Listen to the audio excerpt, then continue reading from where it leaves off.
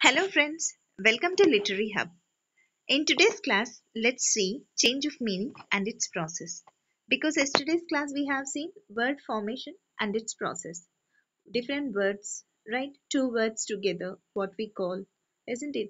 And two words if blended, what we call, how do we pronounce it? In such a way we have seen different words and the process of this word formation and all we have seen in yesterday's class. In today's class, let's see change of meaning and its process. Right? Generally we see few words which gives dual meanings and the words have been changed from generation to generation. How the change has been taken place, let's see in this class. So let's get into the class without wasting time. So here, the change in meaning is called semantic change. As I told you that the meanings, the words which we are using, isn't it, from generation to generation it got changed, right? So that change is known as semantic change. Semantic change is nothing but the words which have been changed, isn't it? The words, the vocabulary was changed from one order to another order, from one generation to another generation, which gives the dual meaning. So such a kind of change which we are observing in the words, that is known as semantic change and is just as common as other type of change.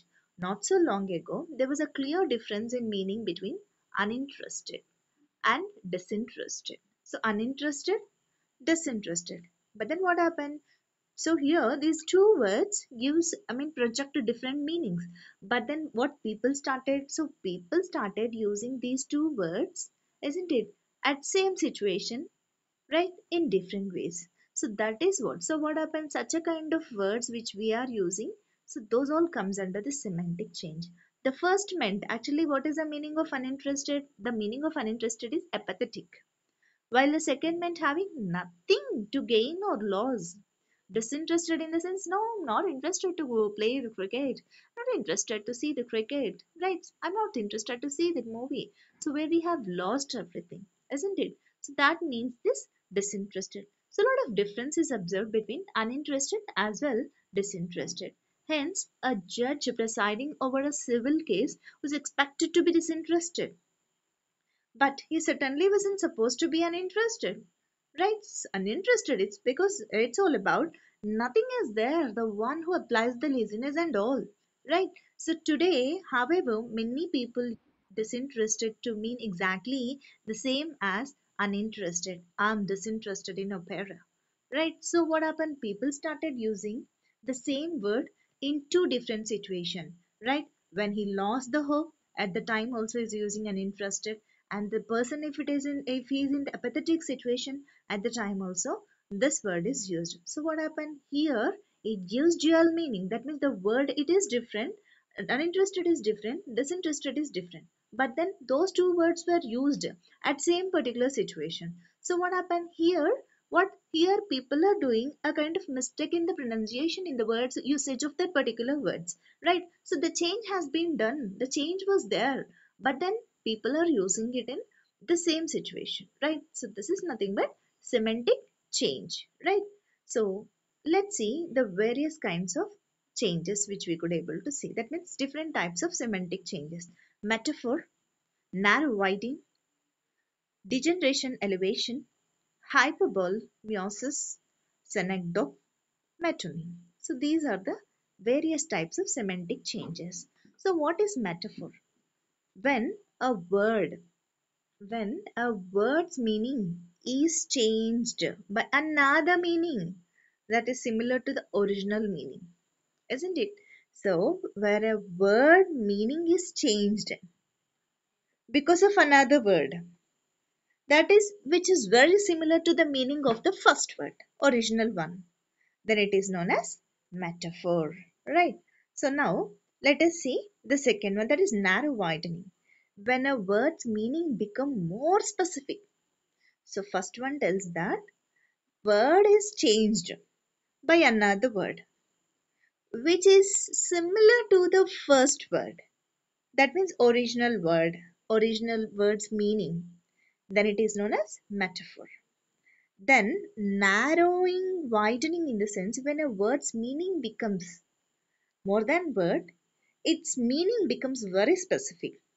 than its original meaning, then it is known as narrowing, widening. So here let us see the next one, that is degeneration, elevation.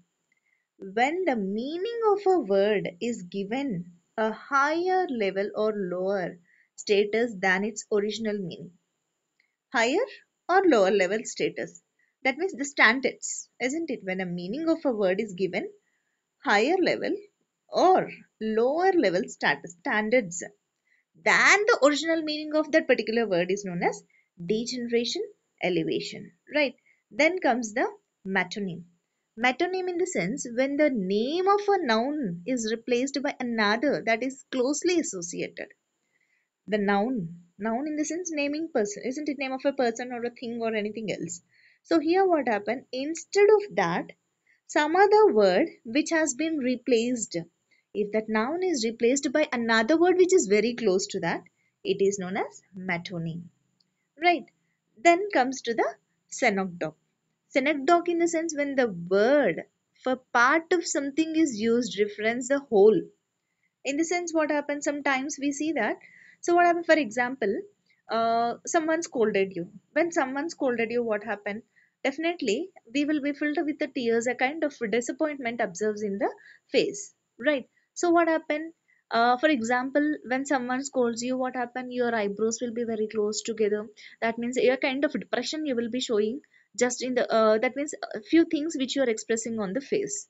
So what, it gives the sense to the people who are observing you that you are totally disappointed, right? So that is what it is given when the word apart something is used reference the whole. That means a part which was there, that gives an indication to the people who are observing you that you are totally disappointed. In such a way the things, that means a bit of thing shows the entire difference, is known as synecdoche. And then the last one, that is hyperbole meiosis. When exaggeration in this is sudden feelings, right? Or understatement is used to give a stronger or weaker meaning to the word, isn't it? So exaggeration, certain feeling, certain expression, which may give very high meaning, isn't that's a strong meaning, or very weaker meaning is known as hyperbole meiosis, right? So these are the different kinds of semantic changes, right? Metaphor, which gives the, that means the word which we are using instead of the same word, but then the word is similar to the meaning of the first word. Narrow widening, meaning becomes more specific than the word, is known as narrowing widening, right? And then degeneration, elevation in the sense here meaning of a word is given higher or lower. It's not exactly higher, it may be higher or lower. So metonym in the sense noun will be changed by using another word. Synecdoche, a small part gives the entire meaning of the particular structure. Hyperbole, certain expression may be strong or weaker feeling will be expressed. So such kind of expressions comes under hyperbole meiosis. So these are the various kinds of semantic change. Okay, hope you're clear with the class. So thank you. Have a nice day.